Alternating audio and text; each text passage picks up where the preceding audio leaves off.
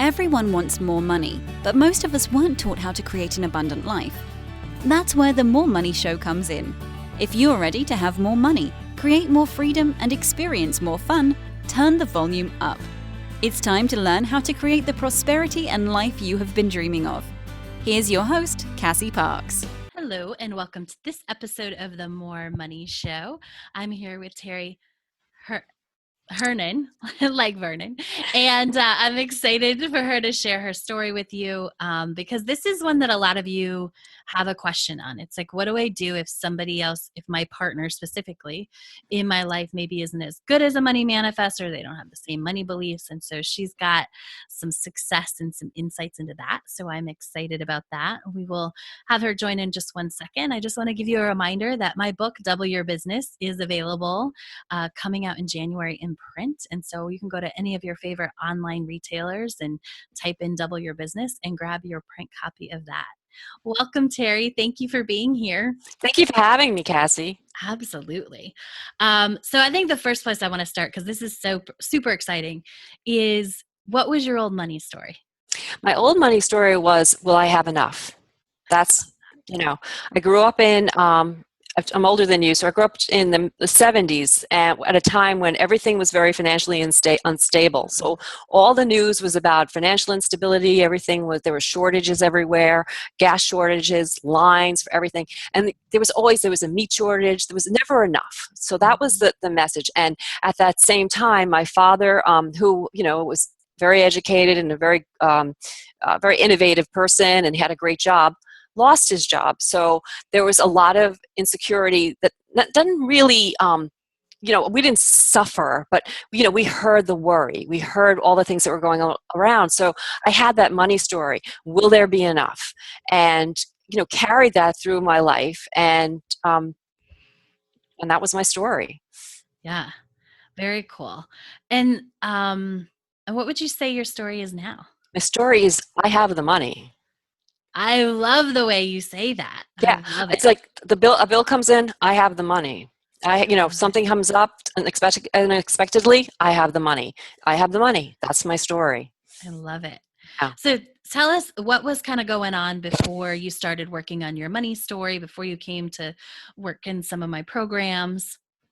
Well, this is the funny thing. I am a big law of attraction person. Like, I'm a big faith person. I've been using the law of attraction for years. I use the law of attraction to meet my husband. I had a series of really ridiculous relationships. I was always attracted to somebody who was emotionally unavailable. And finally took myself to one side about the age of 20, I'm going to say 27, and said, there's a common denominator here in these relationships, and it's you. And did some studying. I read a lot of books about, it wasn't necessarily called the law of attraction, but more like the power of your subconscious mind, that kind of thing. Faith, really, creating a new story. And I did that very methodically, and amazing results in the difference in the men that I attracted and the difference in the men that I was attracted to. So, if I had formerly put up with some kind of substandard behavior, I was not attracted to that person anymore. They were just, it wasn't, I didn't even have to think about it. They were eliminated. And so what happened was, when I eventually did meet my husband, the relationship was very easy. It was very fun. It didn't involve a lot of, you always have to, they say what relationships are work. Yeah, they're work in the sense that you have to be considerate of the other person, but they're not work. I mean, they don't hurt. And they shouldn't be painful. So that was none of that. It was like, he said he'd pick me up at whatever time, and I said I'd be ready. And I was, and he was. I mean, everything was just like, fun. We had a lot in common. We liked each other's friends. So it was easy. So we got married. And lovely wedding. But and while there aren't any perfect people, there are people who are perfect for you, and he was certainly perfect for me, and I for him.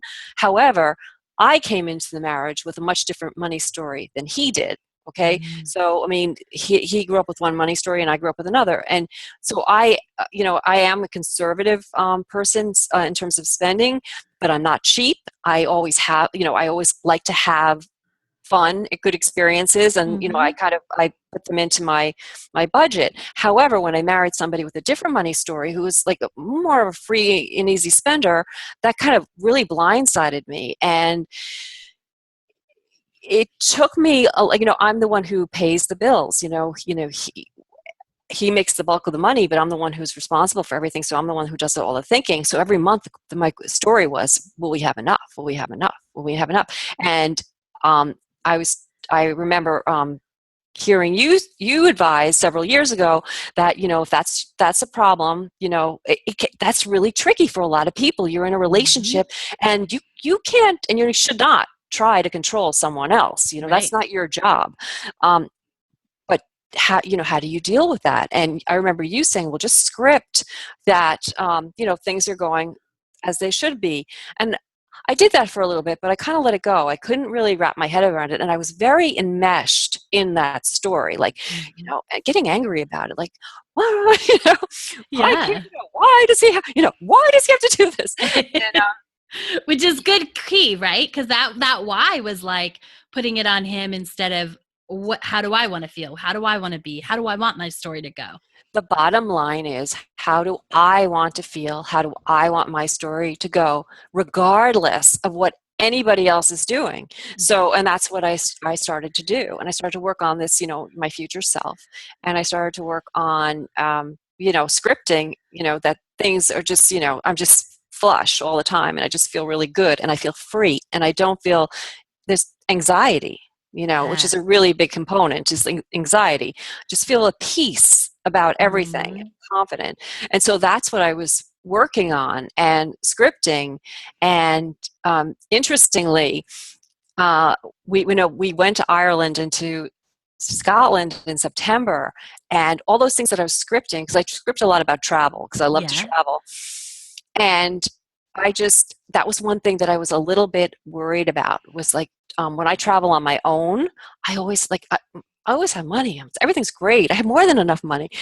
But I was like really worried about traveling with him because, he got a different money story. Mm-hmm. And so I just scripted about feeling really free, about having money in my pockets. And when we went away, that's how it went. And we just had one remarkable moment after the next. And, I scripted also about easy travel, like getting from one place to the next and just enjoying things and whatever. But it was really an amazing trip, It's amazing. I love it. So good. And so what do you think the key to that shift was just really getting to focus on you and what you wanted and what your story was, or were there other things in that? No, I think that I was focusing on a better feeling. How do I want to feel? And I think in the past, because as I said to you, I've used law of attraction very successfully in relationships and in finding a house. Yeah. I used it in finding clothes, for an outfit. Like before you go shopping, you visualize how you want to look, how you want to feel in that outfit. No problem. There was another instance, I'm trying to think, I can't remember off the top of my head, but never, it worked so beautifully. But when it came to, and jobs, that was another thing, but when it came to money, like I couldn't get excited about it. Like I knew, obviously it's like oxygen. You need it to exist. And I think there was something also going on there too. Well, if I have it, somebody else isn't going to have it. And I'm taking away from someone else, which is ridiculous. And also the fact is, I do like to, one thing I love to do is to contribute to causes that I like. So I'm not really helping anyone if I can't help you, if I can't help myself, I can't help you. So that was something that that light bulb went on. But it was also something you said was about, the feel, which is something we know also about in relationships. That was one thing I focused on with my clients, was the way you want to feel when you're with this person. When you're with you have this relationship. And so I did that with my money story. How do I want to feel? And you said that. What are the feelings that you'll bring up? And I just went from there. Absolutely. That's fabulous. I love it. And you've told us a little bit, but once you got into that feeling state, what started to happen? What started to unfold? Well, weird stuff I shouldn't say it's weird. It's perfectly natural things started to happen. Like you said, you start noticing money everywhere. And then, then kind of like funny things would happen. and that I went to order something the other day on Amazon and discovered that I had a cashback bonus that I really had no idea, that I was even in, I had no idea that I had a cashback bonus from my, Discover card. That was a surprise. And then I tend to keep getting, things, I get things at, good prices, or I just happen to, I got a few unexpected checks. Awesome. Right now I feel like I'm very flowing really well with it. I always have enough. I always have plenty of money, put it that way. I'm not someone who can say to you, oh yes, well, I manifested $50,000, but I feel abundant, and I feel like that is coming. I feel like that is a definite possibility, because I just feel like I'm getting better and better and better every day in my money story. I love that. And what the key, I think, about money is most of us just want to feel that abundance. Like often most people think like we have to have that, I'll have to get $100,000 or $50,000, $1 million. But when you start to change your story, and I love that you're sharing your example of that, you can feel abundant, and money's always flowing in, and there's always enough before you hit one of those big things. And feeling that way is what's going to lead to bringing those bigger amounts of money into your life.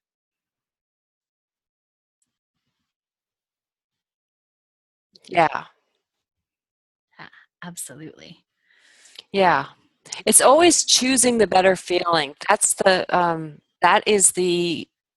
don't want to say the word, that's the discipline. It's a discipline, because people say, oh, you have this idea, you have this picture in your head, and sure, it's just going to pop into your reality, and it's so silly. But no, it's not like that. It's like you are making a decision. You're taking every thought captive, is what you're doing. If you're thinking, I find that it helps to listen if you have trouble thinking positively, or thinking in a way that serves you, or seeing things that serve you, then you tune out some of the noise, like the TV. Every drama is built on conflict. The news is built on conflict. When I was in high school, I worked I had an internship at a news station in New York City, and I worked late one night, and I was sitting with the assignment editor, and we used to have the police radio, and we used to have, the AP machine and whatever. And something came over the police radio about a shooting in Brooklyn. And the assignment editor turned to me and she said, I hope he shoots another one. Then we get our lead story.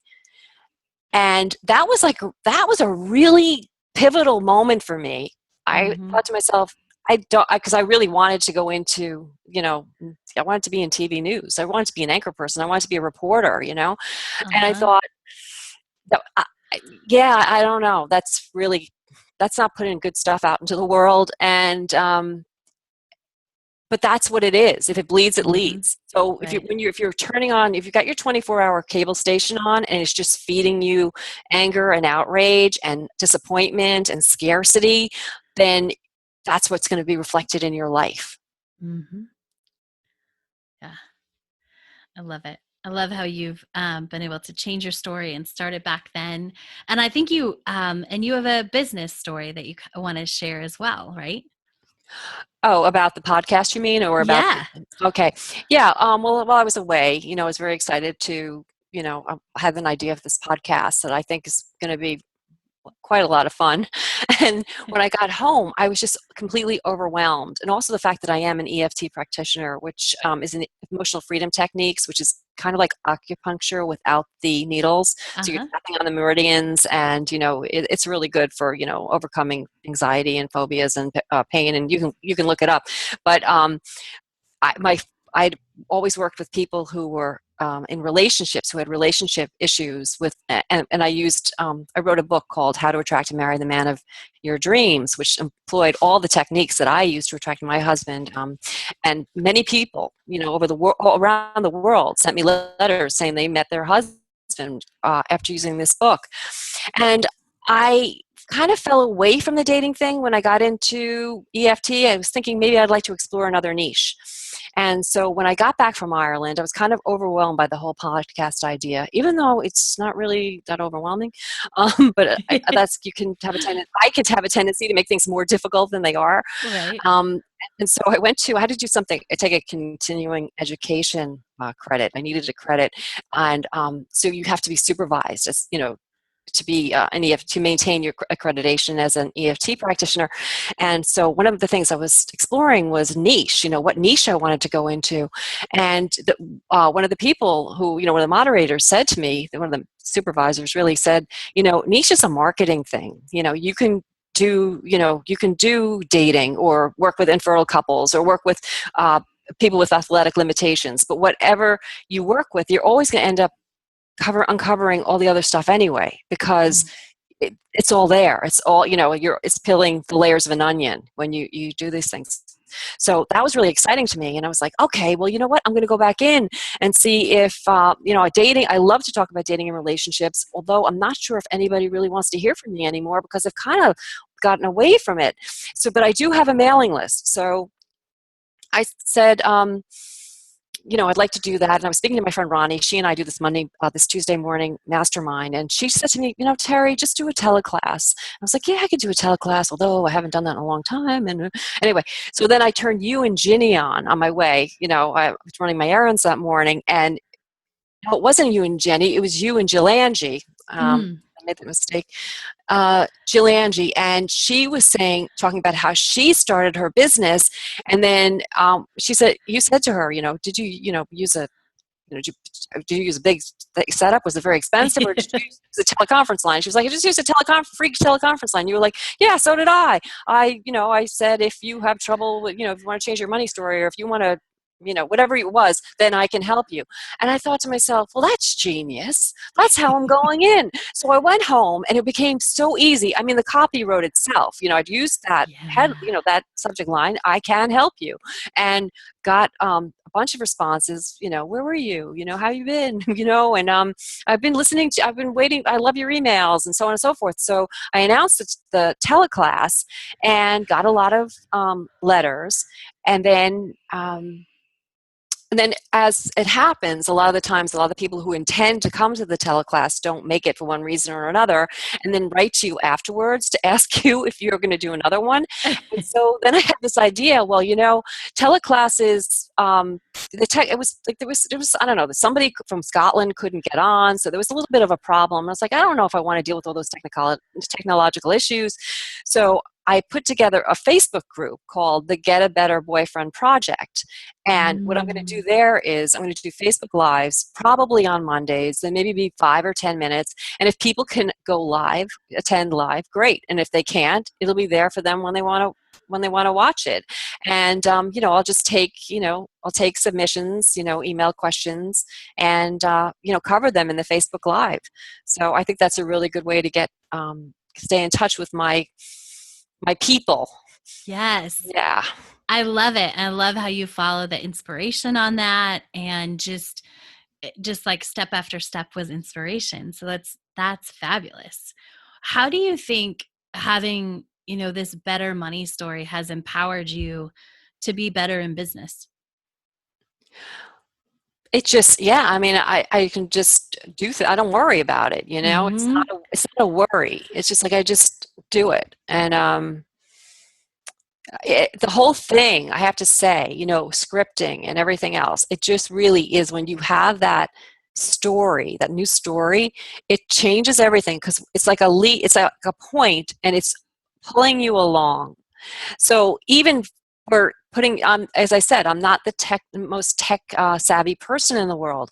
So even putting together the Facebook group, which is easy enough, anybody can do that. But putting up a banner for the Facebook group, I had something in mind, and I just kind of did. I didn't procrastinate about it. I just did it. And then for the podcast cover, I sent out the order. I ordered a podcast cover. Then I wasn't really crazy about it, and I was like, you know what? I have the money. I'm going to order another one. See what I like. Love it. See what I like better. Yes. So I was like, I'm not going to cheap out on this. I'm going to just take care of things.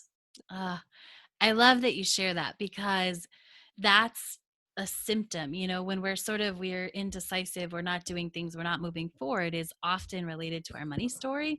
But it's hard to make the connections until after you change it and you're like, oh yeah, new money story, like I always have money.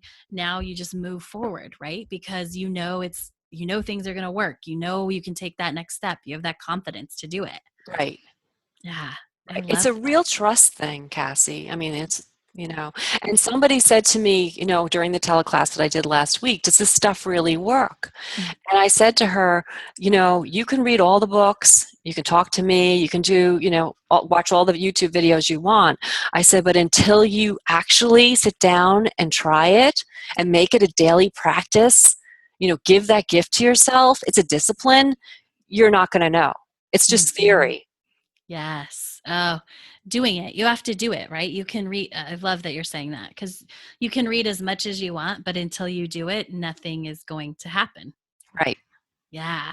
So, what would you say is the biggest advice you'd give somebody who wants to change their money story? Well, I would definitely tell them to listen to your podcasts, both of them, this one and the one with Ginny. I mean, they're just great. It's great to read things, but it's nice also to hear them, to Hmm. just like hit it at all angles, and then to do the work, and make it fun. Light a candle, put on music that really gets you going. When I wanted to meet the man of my dreams, I was listening to.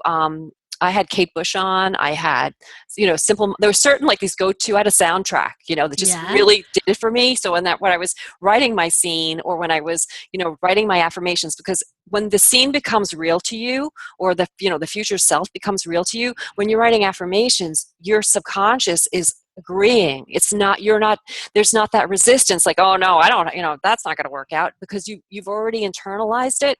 So yeah, music helps, and make it a daily practice. It has to be a daily practice. And then in the between times when you're not doing the daily practice, those are the times when you exercise, you work that little muscle. Like, if you're in a situation and you're kind of bored, or whatever, you can bring up that ideal scene, or that scene you've been scripting, and just and you find that the details start to fill themselves in, because in the beginning it's like writing a first draft of a story. It's kind of but then as you keep doing it, it just fills itself up, and it becomes real, it becomes real. It's a reality. Yeah. Awesome. I love it. What is the most important thing that you learned from the Change Your Money Story Challenge?